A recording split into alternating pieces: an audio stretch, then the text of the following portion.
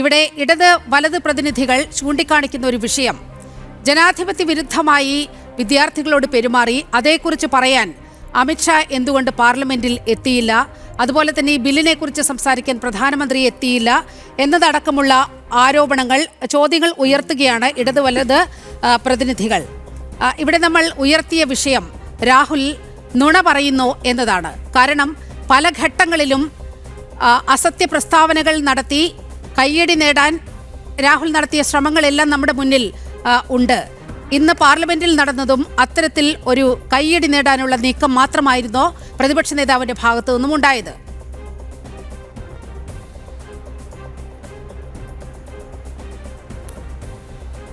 അല്ല, അതിൽ നീലമ്മയുടെ ചോദ്യത്തിൽ ഒരു തെറ്റുണ്ട്. കയ്യടി നേടാനുള്ള നീക്കമാണോ എന്ന് വെച്ചാൽ അവരുടെ ആൾക്കാർ പോലും ഇദ്ദേഹത്തിന് കയ്യടിക്കില്ലെന്ന് ഒരു സംശയവും കാര്യത്തിൽ വേണ്ട. കാരണം ഇദ്ദേഹത്തെ സംബന്ധിച്ചിടത്തോളം നുണ പറയുക എന്ന് പറയപ്പെടുന്നത്, അല്ലെങ്കിൽ വസ്തുതാവിരുദ്ധമായിട്ടുള്ള സ്റ്റേറ്റ്മെൻറ്റുകൾ പറയുക എന്ന് പറയപ്പെടുന്നത്, അത് അദ്ദേഹത്തിൻ്റെ ജീവിതത്തിൻ്റെ ഒരു ഭാഗമായി കാണുന്ന രീതിയിലാണ് കുറേ വർഷങ്ങളായി പോയിക്കൊണ്ടിരിക്കുന്നത്. അത് SIR-ൻ്റെ വിഷയത്തിലായിക്കോട്ടെ, വോട്ട് ചോരിയുടെ വിഷയത്തിലായിക്കോട്ടെ, നിരവധി കാര്യങ്ങളിൽ അദ്ദേഹം മുൻപ് പറഞ്ഞ കാര്യം, ആദ്യം അണുബോംബ് അടിക്കാൻ പോകുന്നു എന്ന് പറഞ്ഞാൽ അണുബോംബാണ് പൊട്ടിക്കാൻ പോണത് വാർത്താ സമ്മേളനത്തിൽ. ആ ബോംബ് മറ്റേ പൊട്ടാസ് പോലെ പൊട്ടി, പിന്നെ ഹൈഡ്രജൻ ബോംബായി, പിന്നെ പലതരം ബോംബുകൾ പൊട്ടിക്കുന്നു എന്ന് ഒരു വാർത്താ സമ്മേളനത്തിൽ. പിന്നെ കുറേ കാര്യങ്ങൾ പറയും. പിന്നെ ഒരു തരത്തിലും അന്തവും കുന്തവും ഇല്ലാത്ത കാര്യങ്ങളെക്കുറിച്ച് സംസാരിക്കും. ഞാൻ ചോദിക്കുന്നു, എൻ്റെ പ്രതിപക്ഷ നേതാവ്, അദ്ദേഹം കോൺഗ്രസിൻ്റെ അല്ല, എൻ്റെ രാജ്യത്തിൻ്റെ പ്രതിപക്ഷ നേതാവ് ഇങ്ങനെ ആയിരിക്കണം എന്നാണ് ഞാൻ ആഗ്രഹിക്കുന്നത്. പക്ഷേ എൻ്റെ നാടിൻ്റെ പ്രതിപക്ഷ നേതാവ് കഷ്ടകാലം കൊണ്ട് നമ്മൾ ആഗ്രഹിക്കുന്ന പോലെ ആയില്ല, ഇതേപോലെ ദയനീയമായി പോയി എന്നുള്ളത്. എങ്ങനെ ആയിരിക്കണമെന്ന് നമ്മൾ ആഗ്രഹിച്ചോ അതിൻ്റെ ഘട്ടക വിരുദ്ധമായിട്ടുള്ള ഒരു പ്രതിപക്ഷ നേതാവായി അത് പേറേണ്ട ഗതികേട് നമുക്ക് വന്നു എന്നുള്ളതാണ് നാടിന്ന് കാണുന്ന ഏറ്റവും വലിയ പ്രയാസം. രണ്ടാമത്തെ കാര്യം, ബില്ല് പാസ്സാക്കാൻ തീരുമാനിച്ചിട്ടുണ്ട്. സ്വാഭാവികമായിട്ട് ബില്ല് വന്നു, അത് ശബ്ദ വോട്ടോടെ കൃത്യമായി പാസ്സാവുകയും ചെയ്തു. ഒരു പ്രയാസവും അതിനകത്ത് ഉണ്ടായിട്ടില്ല. അത് ഇവർ കാണിക്കുന്ന രാഷ്ട്രീയം എന്താണ്? ഇവർക്ക് ഇന്ന് കാലത്തൊരു വിഷയം പറയും, ആ വിഷയം സർക്കാർ സമ്മതിച്ചാൽ അല്ലെങ്കിൽ സർക്കാർ ചർച്ചയ്ക്കെടുക്കാൻ തീരുമാനിച്ചാൽ അപ്പോൾ ഒരു വിഷയം ഷിഫ്റ്റ് ചെയ്യും. ഇതിനകത്ത് ഞാൻ ചോദിക്കുന്നതിൽ ഇടതുപക്ഷവും വലതുപക്ഷവും, ഇതിലെന്താ ഇടതുപക്ഷത്തിന് റോള്, എന്താ ഇതിനകത്ത് വലതുപക്ഷത്തിന് റോള്? നമ്മൾ നിരവധി തവണ പറഞ്ഞിട്ടുള്ള കാര്യമാണ്. ഈ സമരവുമായി ബന്ധപ്പെട്ട് നിങ്ങളൊരു കാര്യം മനസ്സിലാക്കുക. ഈ സമരവുമായി ബന്ധപ്പെട്ട് തുടക്കം ഈ US-ൽ നിന്ന് സമരത്തിൻ്റെ നേതാവ് എയർപോർട്ടിൽ വന്നിറങ്ങിയപ്പോൾ പോലീസ് ആക്രമിച്ചോ? പോലീസ് അറസ്റ്റ് ചെയ്തു? ഇല്ലല്ലോ. പോലീസ് എല്ലാ സൗകര്യങ്ങളും ചെയ്തു കൊടുത്തില്ല. ജന്തർ മന്ദറിൽ ആദ്യ കാലഘട്ടം എല്ലാ കാര്യങ്ങളും ചെയ്തു കൊടുത്തിരുന്നത് പോലീസല്ലേ. പിന്നീട് ഈ സമരത്തിൻ്റെ ഗതി മാറിക്കൊണ്ട് അതിൻ്റെ പുറകിൽ ചില ക്ഷുദ്രശക്തികൾ കയറിപ്പറ്റി മസാല കൂട്ട് കമ്പനിയുമായി മുന്നോട്ട് പോയി തുടങ്ങിയപ്പോഴാണ് എന്തുണ്ടായത്? ഇതിനെ കൃത്യമായി നേരിടാൻ നമ്മൾ തയ്യാറാകുന്നത്, ആര്? സർക്കാർ തയ്യാറാകുന്നത്. കാരണം എന്താണ്? ഞാൻ ചോദിക്കുന്നത്, ഇവർ പറയുന്നു പോലീസ് ആക്രമിച്ചു. ഞാൻ ചോദിക്കട്ടെ, പോലീസിന്റെ മുഖത്തേക്ക് മറ്റേ കുരുമുളക് സ്പ്രേ അടിക്കുന്നു. എന്ത് രാഷ്ട്രീയമാണ് അതിനകത്ത്? വേറൊരു കുരുത്തം കേട്ട ഒരു വ്യക്തി, അയാൾ വിദ്യാർത്ഥികളുടെ ഭാഗമാണെന്ന് എനിക്ക് തോന്നുന്നില്ല. ആ വിദ്യാർത്ഥികളും അത് അംഗീകരിക്കില്ല. CJP-യുടെ ഭാഗമായിട്ട് ആ സൗരവ് ദാസ് എന്ന് പറയപ്പെടുന്ന അവരുടെ വക്താവ് തന്നെ പറഞ്ഞത്, അക്രമങ്ങൾ ആരും ഞങ്ങളുടെ ആളുകളല്ല, അവൻ ഞങ്ങൾ അപലപിക്കുന്നു എന്നാണ്. സ്വാഭാവികമായിട്ട് ഒരു വനിതാ മാധ്യമ പ്രവർത്തകർക്ക് അവൻ്റെ സിബൂര് കാണിച്ചു കൊടുക്കുന്നു. അതിനകത്ത് ഒരിക്കലും സിലബസ് ഒന്നല്ലല്ലോ അവൻ കാണിച്ചു കൊടുക്കുന്നത്. അത് ഏത് രാഷ്ട്രീയമാണ്? ഏത് സമരത്തിന്റെ ഭാഗമാണ് അത്? ഒരു മാധ്യമ പ്രവർത്തകരുടെ കഴുത്തിൽ പിടിച്ച് ഇടിക്കുന്നു, അത് ഏത് രാഷ്ട്രീയമാണ്? ഏത് സമരത്തിന്റെ ഭാഗമാണ്? ആ വിദ്യാർത്ഥികളുടെ സമരത്തിൽ സമാധാന അന്തരീക്ഷമാണ്, സമാധാന സമരമാണ് അവർ ആഗ്രഹിച്ചതെന്ന് പറയുന്നത്. പിന്നെ പോലീസിന്റെ വണ്ടി തല്ലിപ്പൊളിക്കുന്നത്.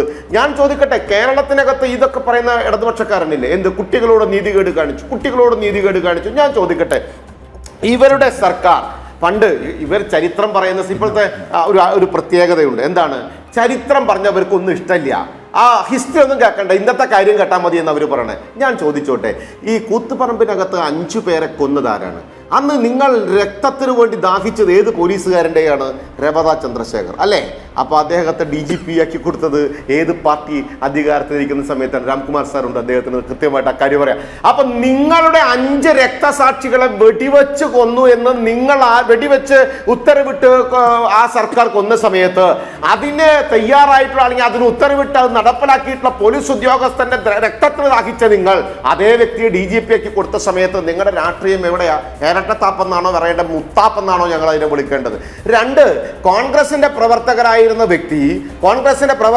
വ്യക്തി നിങ്ങളുടെ മുഖ്യമന്ത്രിക്ക് നേരെ ഒരു സമരവുമായി ബന്ധപ്പെട്ട് ഒരു കൊടി കാണിച്ച സമയത്ത് അതിന്റെ താണ്ടലും തല്ലുപിടിച്ച് തലയും തല്ലിപ്പൊളിച്ചപ്പോ അതിനെ അംഗീകരിച്ച നിങ്ങൾ, അതിനെ പാലൂട്ടി വളർത്തിയ ഓഫീസറെ പാലിട്ട് വളർത്തിയ ഇടതുപക്ഷത്തിന് ഈ സമരത്തിൽ പോലീസ് അക്രമം എന്ന് പറയുന്നതിൽ എന്ത് യോഗ്യതയാണുള്ളത്? നിങ്ങളുടെ തന്നെ SFIയുടെ സമരം മുൻപ് കേരളത്തിൽ നടന്നപ്പോ ഗ്രനൈഡ് എറിഞ്ഞ സമയത്ത് സിന്ധു ജോയി, ഇന്ന് നിങ്ങൾക്ക് ഇഷ്ടമില്ലാത്ത ആളാന്ന് നിങ്ങളുടെ നേതാവായിരുന്നു, ആ സിന്ധു ജോയുടെ കാലിന് പ്രയാസമുണ്ടായ സമയത്ത് പോലീസിന് നേരെ നിങ്ങൾ വിളിച്ച മുദ്രാവാക്യം എന്താണ്? അന്ന് നിങ്ങൾ ഇവിടെ കാണിക്കാത്ത നീതി അവിടെ കാണിക്കുക എന്താണ്? വിദ്യാർത്ഥി സമരങ്ങളിൽ അങ്ങനെ ഉണ്ടായിട്ടുണ്ട്. CP സിന്ധുമോൾ ABVPയുടെ സിന്ധുമോളുടെ കാലിലേക്ക് വെടിവെച്ചിട്ടില്ലേ ഒരു കാലഘട്ടത്തിൽ? അപ്പൊ നിരവധി സമരങ്ങളിൽ നിരവധി പ്രയാസങ്ങൾ ഉണ്ടായിട്ടുണ്ട്. പക്ഷെ ഇവിടെ നടക്കുന്നത് വിദ്യാർത്ഥികൾക്ക് നേരെയല്ല, അക്രമികൾക്ക് നേരെയാണ്. കൊണാട്ട് പ്ലേസ് മുഴുവൻ തല്ലിപ്പൊളിച്ചു. എന്റെ അടിസ്ഥാനത്തിലാണ് ഇവർ കൊണാട്ട് പ്ലേസ് തല്ലിപ്പൊളിച്ചത്? അക്രമകാരികൾ വിദ്യാർത്ഥികളല്ലാലോ. ആ കൊണാട്ട് പ്ലേസ് തല്ലിപ്പൊളിച്ച സ്ഥലത്ത് CCTV ദൃശ്യവുമായിട്ട് ഒരു കടക്കാരൻ വരികയാണ്, എന്റെ കട മുഴുവൻ തല്ലിപ്പൊളിച്ചിരിക്കുന്നു, അതുകൊണ്ട് എനിക്ക് ഇവനെതിരെ നടപടി എടുക്കണം. അത് വിദ്യാർത്ഥികളുടെ ഭാഗമല്ല, സമരത്തിന്റെ ഭാഗമല്ല, അക്രമമാണ്. ആ അക്രമം നടക്കുമ്പോൾ പോലീസ് കേസ് എടുക്കേണ്ട, ലോ ആൻഡ് ഓർഡർ നിലനിൽക്കുന്ന ഈ നാടിനകത്ത്, നിയമം നിലനിൽക്കുന്ന ഈ നാടിനകത്ത് അത് കൈകാര്യം ചെയ്യേണ്ട പോലീസ് അതിനകത്ത് കേസെടുക്കൂലേ? അത് എടുക്കണ്ട എന്ന് പറയാൻ ഒരു സർക്കാരിന് സാധ്യമാകുമോ? നിങ്ങൾ പറ. നേരെ മറിച്ച് ഒരു സർക്കാരിന് എടുക്കാവുന്ന തീരുമാനം എന്താണ്? വിദ്യാർത്ഥികളുടെ സമരത്തിന് അവർ സാങ്ഷൻ എടുത്തില്ല, വിരോധമില്ല. ജാഥ നടത്തി, വിരോധമില്ല. എന്തുകൊണ്ടാണ് LDFും UDFും, രണ്ടാളുകൾ ഇവിടെ ഉണ്ടല്ലോ, ശബരിമല വിഷയവുമായി ബന്ധപ്പെട്ട് നിരവധി സമരങ്ങൾ നടത്തിയപ്പോൾ നാമജപ ഘോഷയാത്രയുടെ സമരത്തിനുള്ള കേസൊക്കെ പിൻവലിച്ചു? എന്താ PDPP ആക്ട് പ്രകാരം എടുത്ത കേസുകൾ ഇവർ പിൻവലിക്കാഞ്ഞ്? ഇന്നത്തെ രമേശ് ചെന്നിത്തലയും കഴിഞ്ഞ സർക്കാരും പറഞ്ഞ എന്താ വെച്ചാൽ അത് സീരിയസ് ആയിട്ടുള്ള കേസുകളാണ്, സർക്കാരിനെതിരെയുള്ള കേസുകളാണ്, ഞങ്ങളുടെ വാഹനങ്ങളടക്കം തല്ലിപ്പൊളിച്ച കേസുകളാണ്, അതുകൊണ്ട് അത് പിൻവലിക്കാൻ പറ്റില്ല. എന്താ തീരുമാനം എടുത്തത്? അപ്പൊ അത് പിൻവലിക്കണമായിരുന്നില്ലേ? അത് പിൻവലിക്കാൻ സർക്കാർ തീരുമാനിച്ചപ്പോ അപ്പൊ 2 സ്ഥലത്ത് 2 നീതിക്ക് വേണ്ടി പോരാടുന്ന ഇരട്ടത്താപ്പ് രാഷ്ട്രീയത്തിന്റെ അച്ഛന്മാരായിട്ട് നിങ്ങൾ ഒരു കാരണവശാലും മാറരുത്.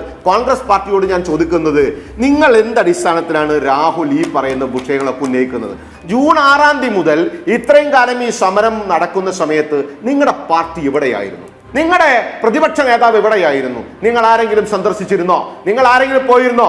പക്ഷേ അതിന്റെ പുറകിൽ കൃത്യമായിട്ടുള്ള പൊളിറ്റിക്കൽ അജണ്ട വെച്ചുകൊണ്ട് അരാഷ്ട്രീയവാദം ഉന്നയിക്കണമെന്നുള്ള ആ താല്പര്യത്തിന്റെ അടിസ്ഥാനത്തിൽ സകലവിധ വിഘടന മസാലക്കൂട്ടുകളും അതിന്റെ പുറകിൽ നിങ്ങൾ അണിനിരത്തി ആ കുട്ടികളെ മുന്നിൽ നിർത്തി ഷെയ്ഡ് ചെയ്ത് കളിച്ചപ്പോ ആ രാഷ്ട്രീയത്തിലല്ലേ നിങ്ങൾ ദിവസങ്ങൾക്കും നാളുകൾക്കും ശേഷം വന്നത്? എന്നിട്ട് ഇപ്പൊ ഇടതുപക്ഷക്കാരൻ, എനിക്ക് ആ വലിയ മാധ്യമപ്രവർത്തകനുണ്ടല്ലോ, അദ്ദേഹത്തിന്റെ കലക്കുകൾ കാണുമ്പോൾ ചിരിയാണ് വരണേ. അതങ്ങോട്ട് വിജയിപ്പിച്ചു കൊടുത്ത ജാതിയാണ്. പിന്നീട് നിന്ന് കഷ്ടപ്പെട്ട് ഞങ്ങൾ അങ്ങോട്ട് ജയിപ്പിച്ചു കൊടുത്തു എന്ന കലക്കാണ് ഇവർ കലക്കണേ. എന്താണ് ഇവർ പറഞ്ഞത്?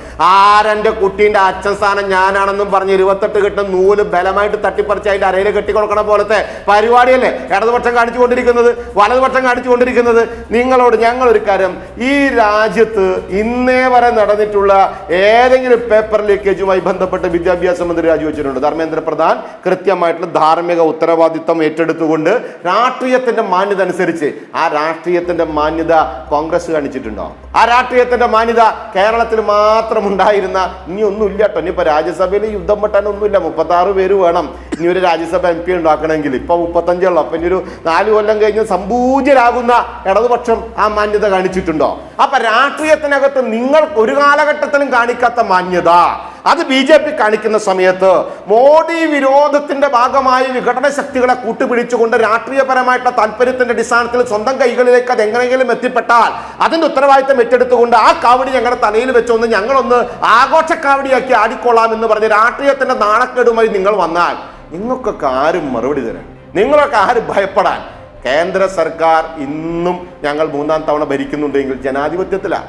അത് ആദ്യം നിങ്ങൾ 3-ാം തവണ നിങ്ങളുടെ സൂപ്പർ സ്റ്റാർ അപ്പുറത്തിരിക്കുന്നില്ല. കോൺഗ്രസ് നേതാവിനോട് ചോദിക്കുകയാണ്, എന്തുകൊണ്ടാണ് അപ്പുറത്തിരിക്കേണ്ടി വന്നത്? ജനമിരുത്തിയതാണ്.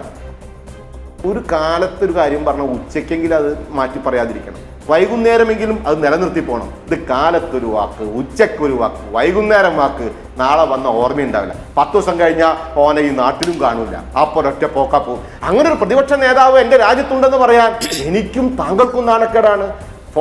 ചർച്ചയിൽ നിങ്ങൾ സമ്മതിക്കില്ല, പേഴ്സണലി നിങ്ങൾ സമ്മതിക്കും ഇയാളെ കൊണ്ട് തോറ്റെന്ന്. അത് ഈ രാജ്യം നേരിടുന്ന ഏറ്റവും വലിയ പ്രശ്നമാണ് പ്രതിപക്ഷ നേതാവ്. നമുക്ക് പരിഹരിക്കേണ്ടി വരും. എപ്പോൾ 4 വർഷം അല്ലെങ്കിൽ 3 വർഷം കഴിഞ്ഞ് തെരഞ്ഞെടുപ്പ് വരുമ്പോൾ ജനം അത് പരിഹരിച്ചോളൂ.